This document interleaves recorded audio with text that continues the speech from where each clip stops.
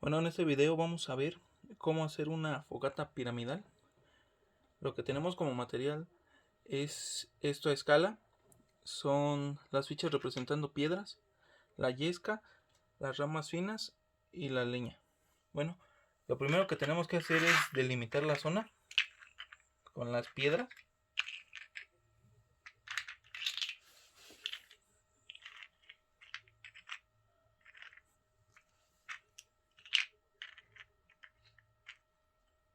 Después de que tengamos delimitada la zona, debemos poner la yesca en medio. ¿Qué es la yesca? Estas son todas las ramas, hojas secas y todo lo que esté amarillo o seco.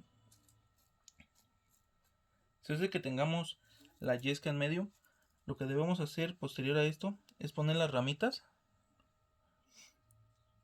hacia arriba, que una con otra estén encimadas, solo de la punta.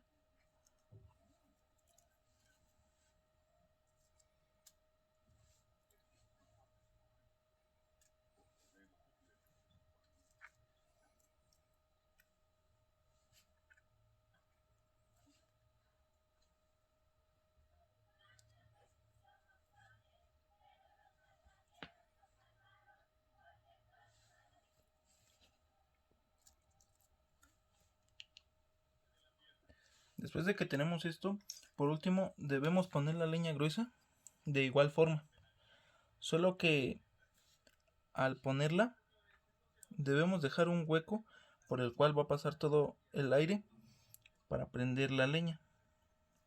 Como se va a prender es primero la yesca, luego las ramas finas y posterior la leña gruesa.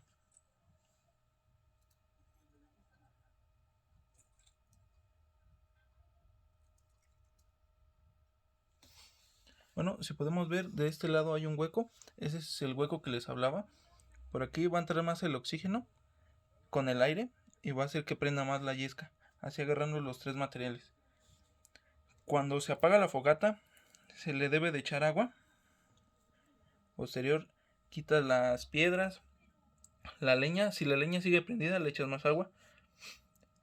Esta leña que siga buena se tiene que separar. Y las cenizas, puedes hacer un hoyo bajo la tierra y echar las cenizas, taparlas y ya.